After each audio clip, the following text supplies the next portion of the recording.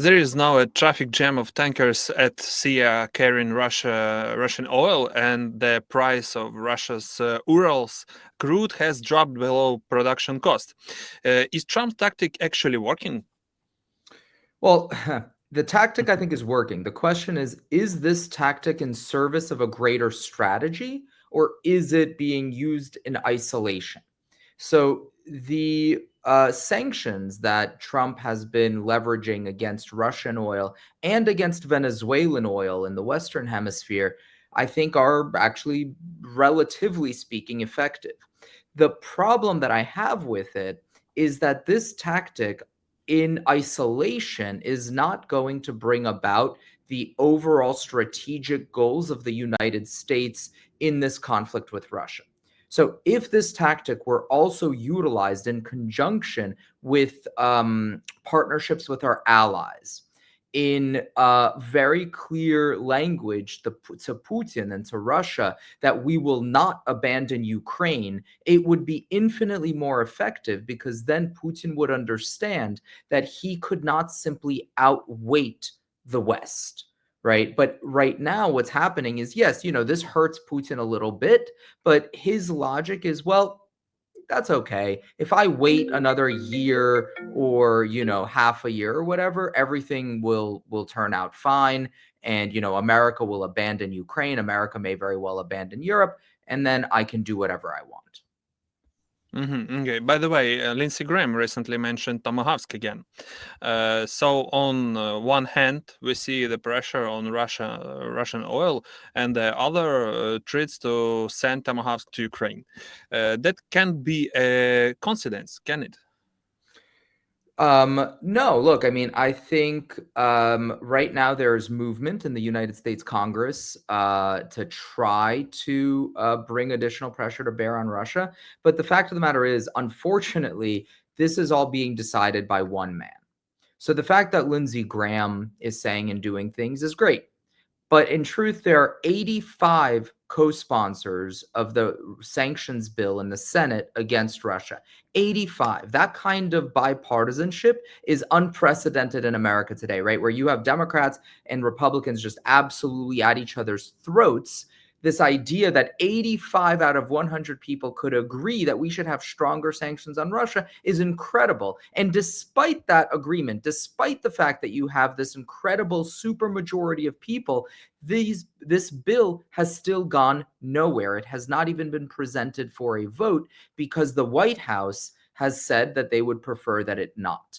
So, on the one hand, I don't think this is a coincidence. I think there is real movement and real pressure coming to bear. But on the other hand, I see Witkoff meeting with Kirill Dmitriev and others, and and the results of those meetings are far from encouraging. And of course, I imagine you've probably seen the US national security strategy, which doesn't even mention Russia as a key threat to American interests. Instead, it focuses on the extent to which the EU, Europe, is a threat to American interests. So again, there is a lot of this mixed messaging where you see some effective tactics mixed with absolutely no coherent overarching strategy. I mean, does Putin still have enough money, opportunity to keep the war going? For example, China bought Russia gold for a record $61 million in November, 4 times more than last time. Well, look, I unfortunately, I think, yeah, I think there's still significant holes in the sanctions. And the truth is, people talk about new sanctions. So, in order for existing sanctions to be effective, you have to bring in new sanctions. If you don't bring in new sanctions, then the pre existing sanctions actually lose their efficacy, because Russia finds new ways to evade them. It finds alternative sources of income, etc. So, it's not that you, by creating new sanctions, you are always tightening the screws. In fact, all that new sanctions are often intended to do is maintain the same level of pressure that we had before. So the Trump administration, by having failed to enact any real new sanctions other than the ones that we've just described on Russian oil, it actually makes it easier for Russia to bring in alternative sources of revenue. So you noted China purchasing Russian gold. Well, there's an interesting question. Where is Russia getting this gold, right? One of the places that the United States has completely abandoned is the continent of Africa. Well, who finds themselves in Africa? You get a lot of Russians, a lot of Chinese. Of course, the Wagner Group has massive amounts of influence in Africa. Quite frankly, just by killing people, by threatening them. But by having abandoned this continent, we have essentially ceded control to Russia and China, which are significantly increasing their respective influences. And of course, Russia is able to get a lot of hard currency from gold and from other natural resources that it's able to take from Africa and bring into Russia. Interesting fact, Putin recently told journalists that Russia's economy is stronger than the EU's. On paper, GDP has grown, but we all know why, because of war spending. Isn't that like talking a huge loan and then claiming you suddenly got rich? Yeah, absolutely. That's exactly what that is. Look, the Russian economy, number one, we can never be confident in the way that it's measured, right? Because there is no free press in Russia. There are no independent agencies in Russia. So the only thing that we get communicated from Russia is exactly that which the Kremlin wants us to see. Now, there are certain parts of the economy which are impossible to hide, right? When things get really bad, you can't just avoid talking about it. But I think that's exactly right. I mean, look, I think Putin has essentially mortgaged Russia's future in order to pay for the conflict of today. And Russia, the Russian people for generations are going to be paying these horrific consequences, not only financial. I mean, of course, financial, because like you said, it's basically taking a huge loan and you cannot indefinitely do this. But also the fact that Russia really is not and cannot be a part of the civilized family of nations so long as it continues waging war not only on its immediate neighbor in the form of Ukraine, but also threatening countries all over the world, right? I mean, this is one of the key messages that my organization, the Renew Democracy Initiative, is trying to get across in the US, that our support for Ukraine is not just a matter of doing what's right, although it is the right thing to do. It is also a matter of defending American interest to ensure that Russia cannot further expand. And so there are those who might call myself, my colleagues, and so forth warmongers. But in fact, the truth is exactly the opposite. We are far more likely to be able to avoid a larger scale war by stopping Putin now, by stopping Putin today, by ensuring that he cannot go past Ukraine. Because if he feels like he has achieved anything resembling victory in Ukraine, then there is nothing stopping him from going after other Western countries, even those in NATO, right? So his logic, I think, is very simple. If we being the West, do not stop Putin's attack on Ukraine, a nation of 45 million people, often called the breadbasket of Europe, then who is to say that we would actually follow Article 5 of NATO and defend Lithuania or Estonia, which are tiny countries that Putin could attack very quickly and overcome probably fairly quickly as well, despite the incredibly courageous defense that I know both of these countries would put up. And so, on the one hand, if Putin attacks and we do nothing, that's it. That's the end of NATO. Or if Putin attacks these countries, having under the belief, under the impression that we will do nothing because we did not do nearly enough to support Ukraine, and then we decide, wait a second, we're actually going to follow Article 5 and we are going to defend Lithuania and or Estonia, well, now we are actually in exactly the scenario that many of these quote unquote peaceniks are trying to avoid. We are in a direct war with Russia, the United States versus Russia, nuclear powers against one another. And that is the outcome I am trying to avoid. That is the outcome that I think the United States should be trying to avoid by ensuring that Putin is not under the impression that he can simply attack other countries around him in Europe and beyond. I think Putin don't feel fear or or low after 2014, after Crimea and then Donbass, or maybe later, earlier. They don't get. We don't have a final result about this all these problems, and I don't know how we can change it.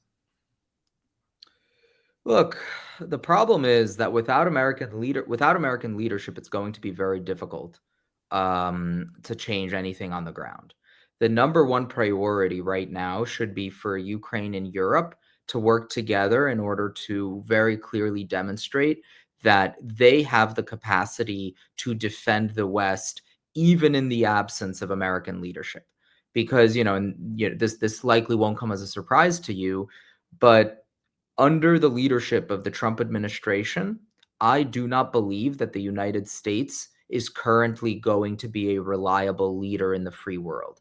We see very clearly through the White House's national security strategy that they do not believe that the United States should be leading the fight against dictatorial, tyrannical regimes like Putin's Russia, Xi Jinping's China, and so on and so forth. That is, in my view, one of the single greatest threats to the free world. But there might be a blessing in disguise. There is a world in which there is a silver lining to the situation, which is that Europe, the rest of Europe, I should say, Western Europe, needs to be in a position to wake up. They need to realize that the U.S. will not underwrite their security anymore, at least not for the next 2 to 3 years. They need to know that if they want to defend their people, if they want to defend their sovereignty and their freedom in the face of Russian aggression, then they have to invest properly and significantly in their own defense. And they have to be the ones who ensure that Ukraine is protected against these kinds of attacks.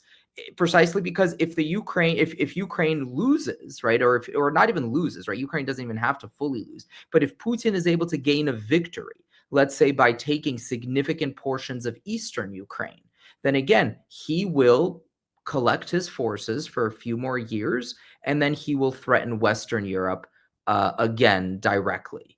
That is what we need to avoid. And so to your question, how can we change this?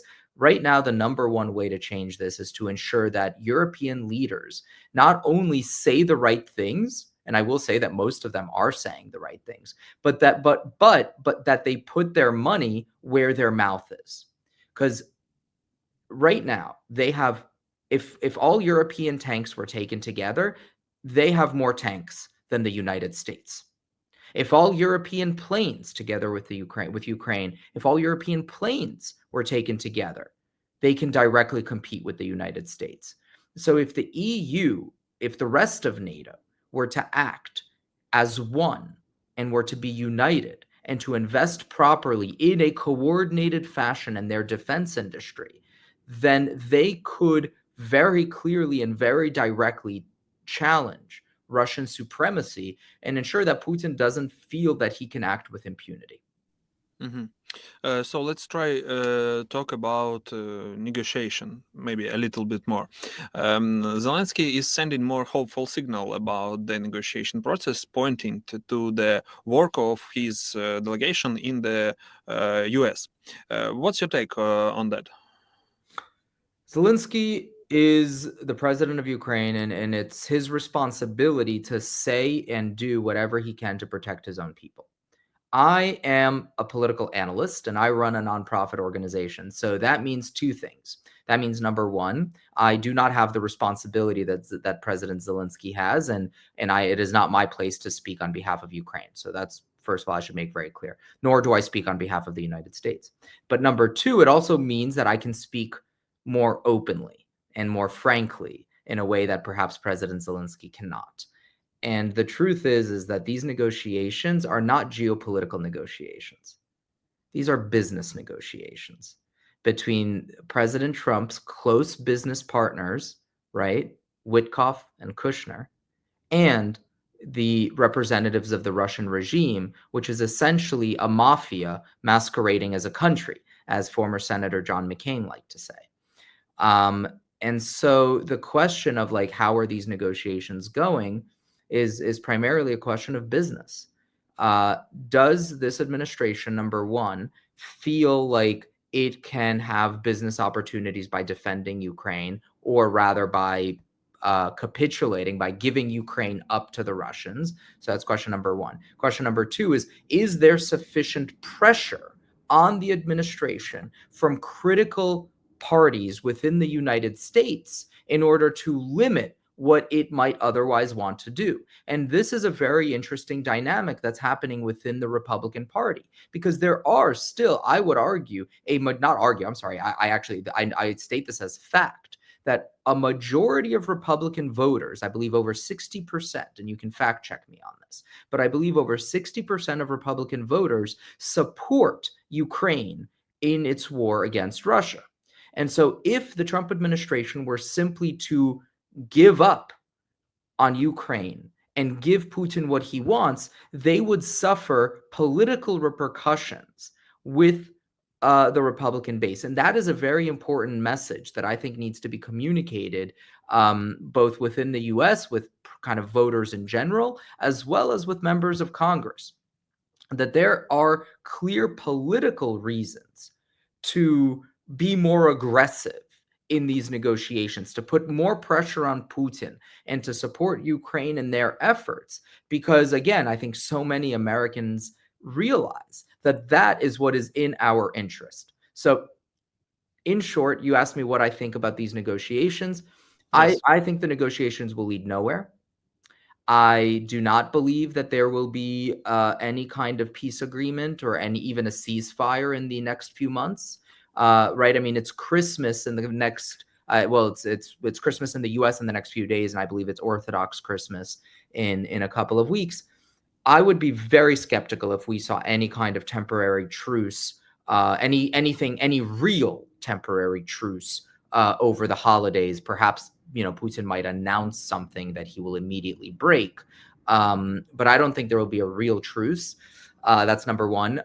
Number two, I certainly do not believe, certainly not in the next, not in the next 6 months, do I foresee any significant progress in terms of achieving a kind of peace. Because yes, there's been progress, and I think that's what President Zelensky is referring to. We've gotten the 28-point peace plan down to 20 points, having gotten rid of some of the most overtly pro-Russian components of it. But the problem isn't getting Ukraine and America to agree. The problem is getting Russia to agree to anything that would be remotely acceptable to a free and sovereign Ukraine. And I just don't see Putin doing that because, again, from his point of view, why would he? His armies are advancing a little bit, inch by inch. Ukrainian men are dying, and Ukraine cares more about its men than Russia cares about its men. And Putin doesn't see the kind of pressure from the United States, and I'll say even from Europe, that I think he would need to see in order to feel that he needs to come to some sort of peace agreement. I think he thinks that time is on his side, and all he has to do is wait us out. Mm-hmm. But what about Kirill Dmitriev? They called the talks with the US constructive. Just another round of manipulation? Of course. Yeah. Anything can be constructive. You and I could get into a yelling match right now, and then afterwards I could call it constructive. The question isn't how you describe the talks. The question is, what is the actual output? Is there an actual document that Kirill Dmitriev says that Putin will sign and that Putin will support? I have yet to see any type of specifics from the Russian side that they could agree to, right? I mean, I have seen a lot of specifics, quite frankly, from the Ukrainian side, right? Like on the Ukrainian side, your government has come out and said that it would support a ceasefire along the current lines. The Russians have said no such thing, right? The Russians want full sovereignty, not only over the areas that they are currently occupying, but over additional areas that they are nowhere close to occupying, which, if they were to achieve that, would leave Ukraine defenseless if a few years from now Russia were to decide to invade again. Right? Russia wants draconian limitations on the Ukrainian military. Again, all in order to make things easier in the future. So what Americans need to understand is that, number one, all of this positive talk from the point of view of Dmitriev, from the point of view of other Russian leaders, is just playing for time. So that's number one. Number two, if you want to listen to what I think is a much more honest appraisal of the Russian position, don't listen to Dmitriev. Listen to Solovyov. Listen to Margarita Simonyan. Listen to the Russian propagandists that are paid by the Kremlin to spread this type of propaganda, usually in Russian, but every so often even in English. That is whom we should be listening to get an understanding of where Russia stands.